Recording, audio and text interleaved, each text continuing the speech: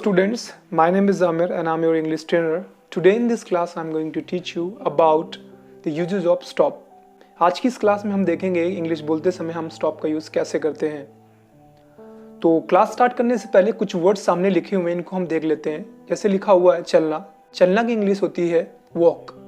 लेकिन अगर हमें किसी से बोलना होता है चलते रहिए, तो मैंने प्रीवियस क्लास में आपको बताया था कि जब किसी कार्य को हम कंटिन्यू करने के लिए बोलते हैं तो वहाँ पर हम कीप का यूज़ करते हैं। जो भी मेन वर्ब आती है तो वो आईएनजी फॉर्मेट में आती है। यानी चलना अगर वॉक मीन्स होता है और अगर हम किसी से बोलना है कि चलते रहिए तो ऑटोमेटिकली फिर वो सेंटेंस बन जाएगा कीप वॉकिंग। ऐसे अगर गाना होता है सिंग और अगर हमें किसी से बोलना है गाते रहिए तो उसका हो जाएगा कीप सिंगिंग।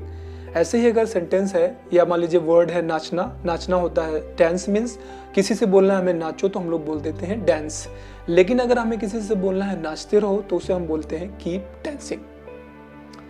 ये तो हमने बताया कि कीप का इस्तेमाल हम तब करते हैं जब भी हम किसी काम को कंटिन्यू करते रहने के लिए बोलते हैं। अब आज की इस क्लास में हमने बताया कि आज हम स्टॉप पढ़ेंगे, तो स्टॉप का इस्तेमाल हम कहाँ पे करेंगे। देखिए, स्टॉप का इस्तेमाल हम तब करते हैं जब कोई काम ऑलरेडी पहले से कंटिन्यू है, पहले से किया जा रहा है, उसको हम बंद करने के लिए बोलते हैं। हम लोग ये बोलते हैं कि उस काम को बंद करो, तो वहां पर हम स्टॉप का यूज करते हैं। प्रोसेस सेम टू सेम रहती है, यहाँ पर भी हम स्टॉप लगाएंगे और जो भी वर्ब आएगी वो इस बार आईएनजी फॉर्मेट में ही आएगी। सपोज अगर हमें किसी से बोलना है नाचते रहो तो हम लोग बोलते हैं कीप डांसिंग। लेकिन अगर हमें उससे ये कहना है नाचना बंद करो तो हम उसे ये नहीं बोलेंगे कि डोंट डांस। अगर हम डोंट डांस बोलेंगे तो उसका मतलब होगा नाचो मत।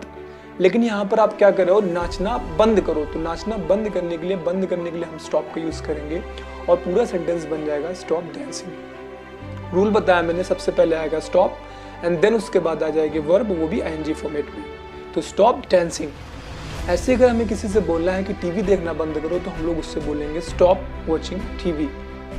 मुझे घूरना बंद करो, मुझे घूरना बंद करो हम बोलेंगे तो क्या बोलेंगे, हम बोलेंगे stop staring at me.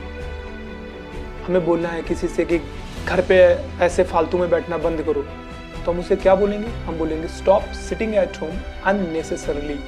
Stop sitting at home unnecessarily. नाचना बंद करो, स्टॉप डांसिंग। उसे परेशान मत करो या उसे परेशान करना बंद करो तो क्या होगा, stop bothering him. Stop bothering him. यानी कि हम हर एक वो सेंटेंस जिससे हम कोई काम पहले से जो चल रहा है अगर उसे हम बंद करने के लिए बोलेंगे तो वहाँ पे हम स्टॉप का यूज करेंगे।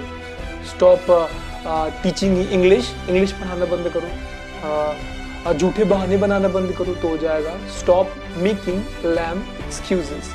Stop making lame excuses.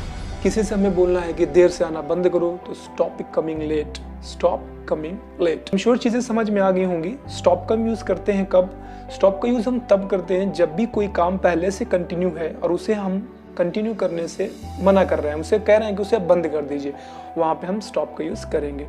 ये तो हो गई बात साधारण वाक्यों की। लेकिन जब हम बात निगेटिव की करेंगे तो यहाँ पर तो ऑलरेडी बंद करना बोला गया है तो ये तो निगेटिव हो गया। अब इसे हम कैसे बनाएंगे, मुझे बोलना है सपोज कि नाचना बंद मत करो। यानी कोई काम कंटिन्यू चल रहा है, वो बंद कर रहा है अपनी मर्जी से, उसे हम मना कर रहे हैं कि ऐसा मत करो।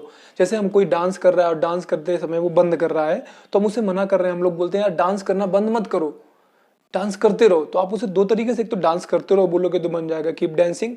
अगर आप बोलना चाहते हो कि डांस करना बंद मत करो तो उसे हम कैसे बोलेंगे, इस सूरत में जैसे पहले मैंने आपको बताया था कीप के साथ हम डोंट का यूज करते हैं, ऐसे स्टॉप के साथ भी हम डोंट का ही यूज करते हैं।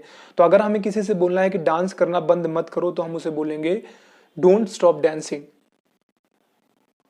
कोशिश करना बंद मत करो, डोंट स्टॉप ट्राइंग। खेलना बंद मत करो, डोंट स्टॉप प्लेइंग।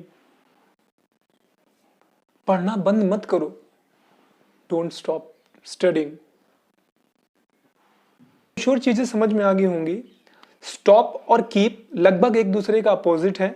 कीप का इस्तेमाल हम करते हैं जब कोई कार्य हम कंटिन्यू करने के लिए बोलते हैं कि काम ये करते रहो तो वहां पे हम कीप का यूज करते हैं, वर्ब आईएनजी फॉर्मेट में आती है। और कोई काम जो पहले से कंटिन्यू है उसको हम बंद करने के लिए बोलते हैं तो वहां पे हम स्टॉप का यूज करते हैं और इसमें भी हम आईएनजी फॉर्मेट का यूज करते हैं। डोंट का यूज करते हैं यहाँ पर हम कीप के नेगेटिव सेंटेंसेस में और वही हम डोंट का ही यूज करते हैं स्टॉप के नेगेटिव सेंटेंसेस में। तो आई एम श्योर सारा कुछ क्लियर हो गया होगा। आज की ये क्लास ज्यादा बड़ी नहीं थी, ऑलरेडी मैंने इससे पहले आपको कीप का यूज़ बताया हुआ था। अगर आपने अब तक देखा नहीं तो लिंक डिस्क्रिप्शन में है, यहाँ या यहाँ आप यहाँ से जाके उस वीडियो को देख सकते हो। आज की क्लास में फिलहाल इतना ही। बहुत जल्द हम फिर से मिलेंगे एक नई क्लास में। तब तक अपना खूब सारा ख्याल रखिए, इंग्लिश बोलने की प्रैक्टिस करते रहिए। Bye bye and take care.